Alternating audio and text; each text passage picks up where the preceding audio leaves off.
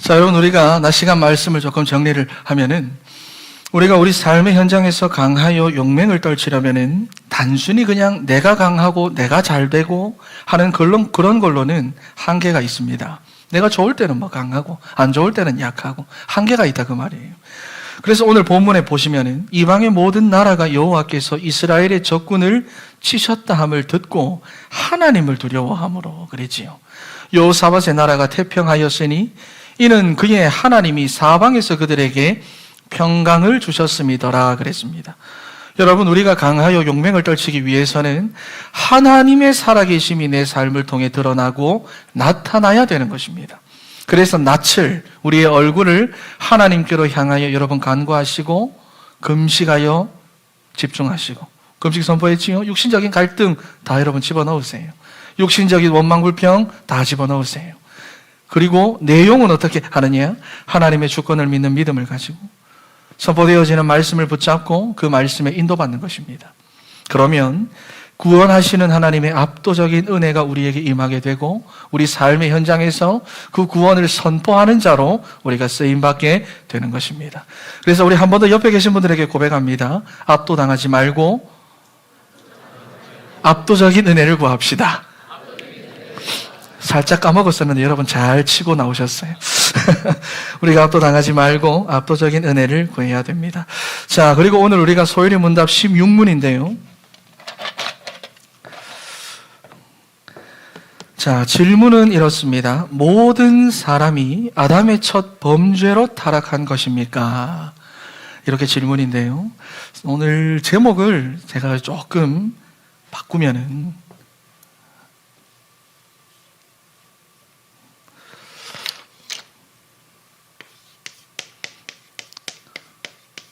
아담의 타락, 나의 타락입니다. 아담의 타락이 왜 나의 타락이냐? 왜 전가가 되었느냐? 그 말이지요. 자, 우리가 화면을 보면서 답을 한번 읽어보도록 하겠습니다. 네, 시작. 아담과 하신 약속은 아담만이 아니라 아담의 후손과도 하신 것이므로 일반적인 출생 방법으로 태어난 사람은 모두 아담 안에서 범죄하였고 아담과 함께 타락한 것입니다. 아멘. 자, 여기 보니까 아담이라고 하는 이름이 계속 반복해서 나옵니다. 아담, 아담, 아담. 계속 반복해서 나오지요. 자, 하나님께서 아담과 하신 약속이 있습니다. 사도행전 17장 26절 말씀을 보시면은 인류의 모든 족속을 한 혈통으로 만드사 온 땅에 살게 하시고 그 연대를 정하시며 거주의 한계를 정하셨으니 그랬어요. 자, 여기 보니까 한 혈통으로,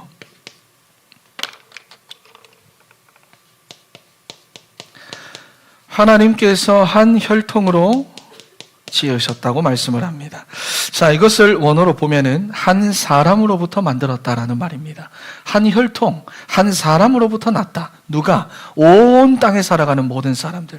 여기 보니까 연대를 정하셨다고 하지요. 모든 세대의 모든 사람들이 한 혈통, 한 사람으로부터 났다는 말입니다. 그러니까 아담은 모든 시대, 모든 족속, 모든 대륙에서 살았고 또 앞으로도 살아가게 될 모든 인류의 조상이자 가장 먼저 살았던 사람이고 또 시조라는 말입니다. 그런데 아담이라는 존재가 이렇게 육신의 그 혈통적인 그런 의미만 가지고 있는 것이 아닙니다.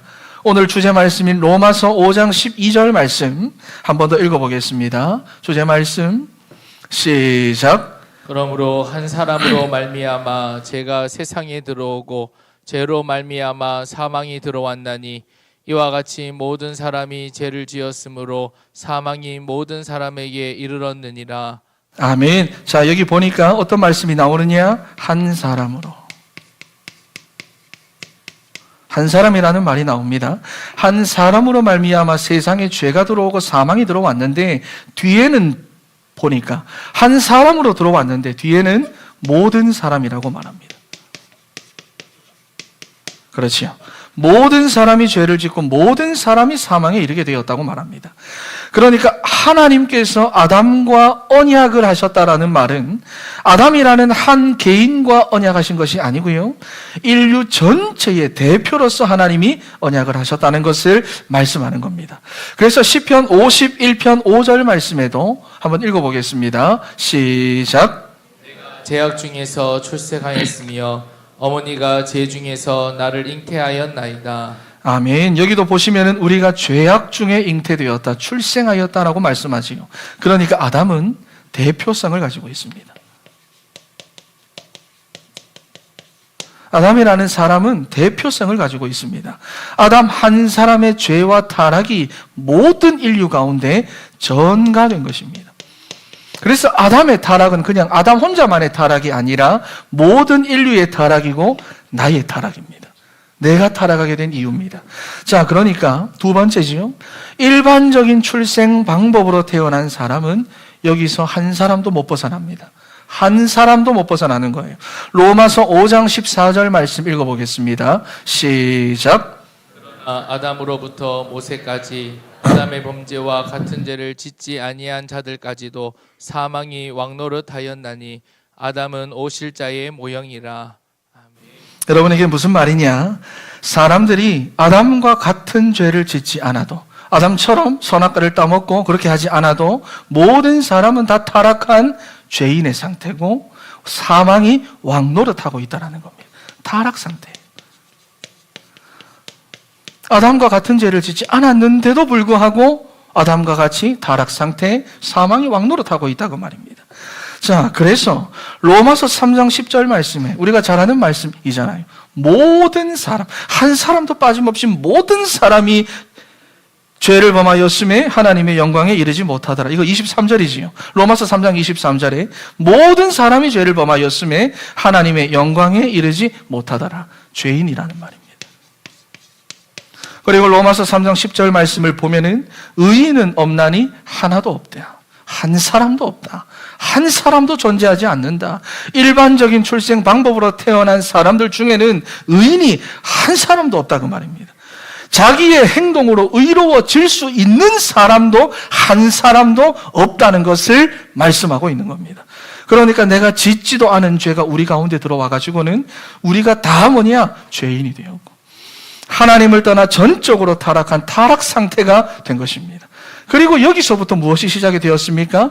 우리 인생의 모든 불행, 모든 고통, 여기서 다 시작되었고 여기서 다 출발이 된 것입니다. 모든 문제 여기서 다 시작이 된 거예요.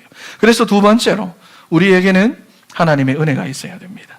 이 타락 상태를 우리는 어떻게 할 수 없기 때문에, 이 타락 상태에서 자유로워질 수 있는 방법이 내게는 없기 때문에, 다시 의를 얻을 수 있는 방법이 우리의 행위로서는 없기 때문에 우리에게는 반드시 하나님의 은혜가 있어야 된다는 것을 말씀하는 겁니다. 여러분, 하나님이 아니면 안 돼요. 그리스도가 아니면 우리는 안 되게 되어져 있습니다. 제가 자주 드리는 말씀인데 칼빈에 의해서 시작이 되었고 도르트 신조에서 채택이 된 개혁파 교리의 5가지 조항이 있습니다. 우리 개혁주의 신앙의 5가지 교리입니다. 다 여기서 시작이 됩니다. 첫 번째가 무엇이냐?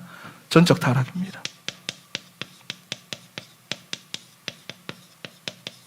전적 타락입니다. 여러분, 우리 인간의 타락은 부분적인 손상이나 타락이 아닙니다.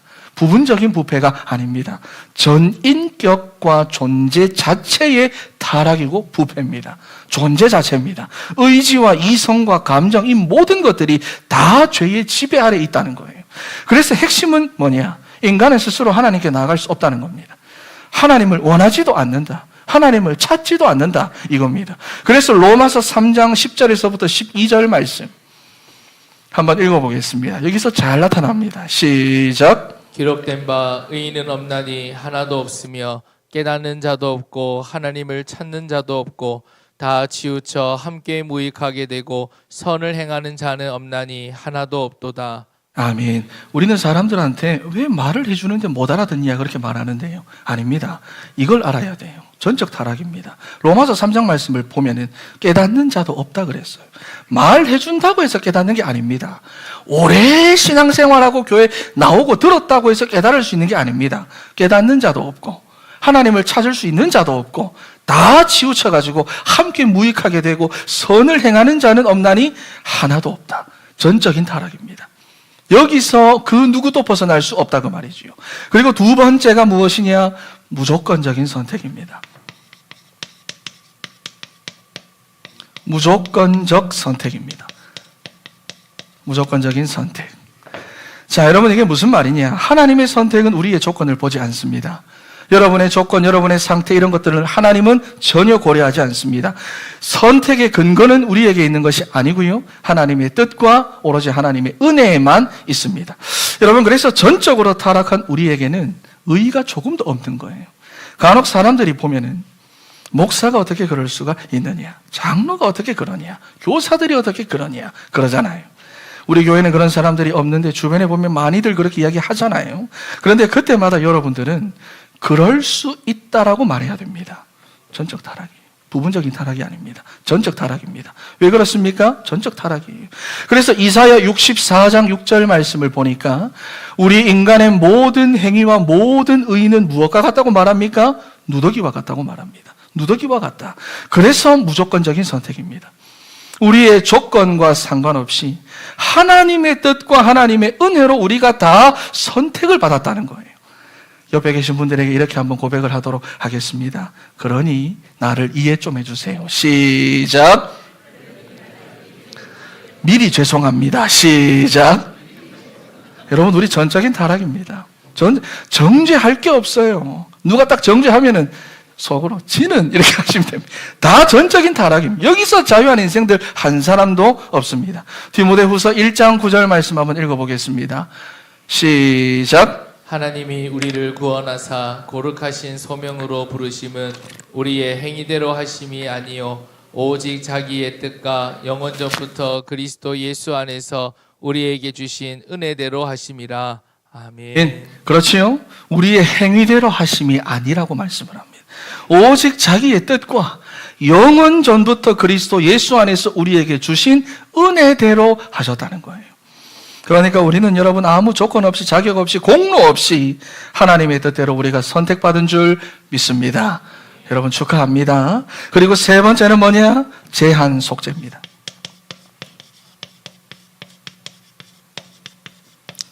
하나님의 구원은 좀 제한적인가? 이 말이 아니고요. 이게 무슨 말이냐? 그리스도의 죽으심은 구원을 할 수 있도록 죽으신 것이 아니고요.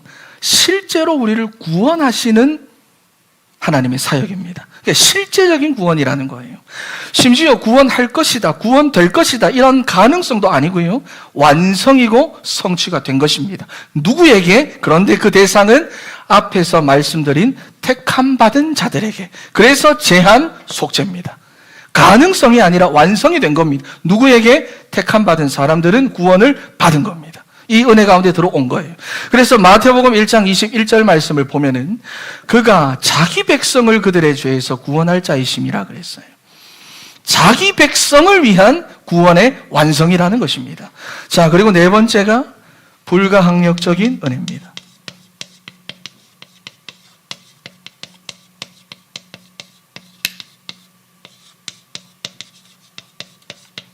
불가항력적인 은혜. 여러분이 불가항력적이다라는 말은 우리가 잘 안 쓰는 말이지요. 여러분 평소에 잘 안 쓰지요. 제가 이 단어를 아프리카에서 한번 본 적이 있습니다. 에티오피아 출신 사역자가 자기가 좋아하던 여자에게 편지를 보냈거든요. 근데 그 여자애가 저한테 편지를 보여줬습니다. 그런데 보니까 한 문장이 재밌어서 나한테 보여준 건데 그 문장에 뭐가 들어가 있냐면 너는 불가항력적이야. 이게 딱 들어가 있어요. 너는 불가항력적이야. 막을 수 없다라는 말입니다. 여러분 그러니까 전적으로 타락한 우리 인간은 전적으로 타락한 우리 인생이지만은 무조건적인 선택과 제한 속죄와 은혜 속에 있는 자는 하나님께서 반드시 변화시키고야 만다는 것입니다. 그러니까 하나님의 구원은 거부할 수 없도록 만드시는 압도적인 은혜와 사랑으로 우리에게 임하는데, 이미 그러한 사랑과 은혜로 우리가 구원을 받은 줄 믿습니다.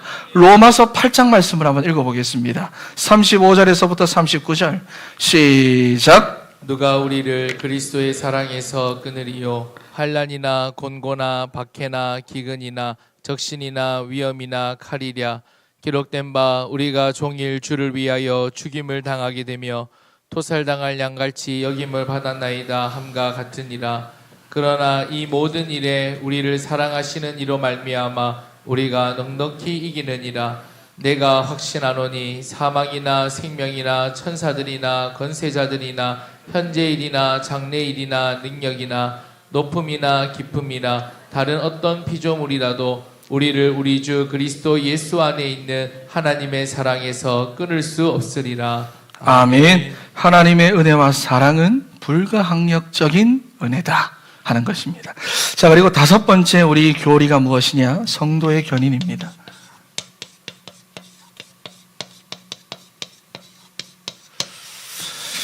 자, 여러분, 하나님은, 이 말은, 성도의 견인이라고 하는 말은, 하나님은 하나님께서 시작하신 구원을 끝까지 이루신다는 것입니다.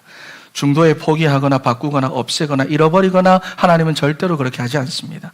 빌립보 1장 6절 말씀에 너희 안에서 착한 일을 시작하시니가 그리스도 예수의 날까지 이루실 줄을 확신하노라 그랬습니다.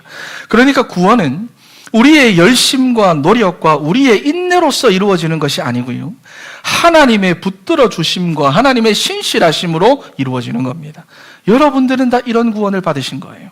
아담 때문에 죄인으로 사망이 왕노릇하는 그러한 상태로 전적 타락 상태로 살아가야만 하는 우리의 그 비참한 인생이 하나님의 무조건적인 선택과 제한 속죄와 불가항력적인 은혜와 성도의 견인으로 압도적이고 완전한 구원의 축복 속으로 우리가 들어가게 되었다는 것입니다. 그런데 디모데후서 4장 18절 말씀 한번 읽어볼까요? 디모데후서 4장 18절 말씀 없습니까? 주께서 나를 모든 악한 일에서 건져내시고 또 그의 천국에 들어가도록 구원하시리니 그랬어요.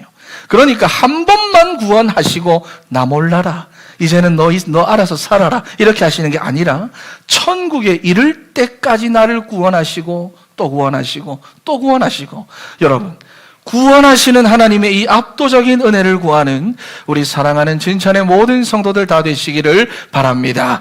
그래서 결론으로 여러분, 우리는 여전히 동일합니다. 왜? 이건 없어지지 않아요. 나의 근본적인 전적 타락 상태는 없어지지 않아요.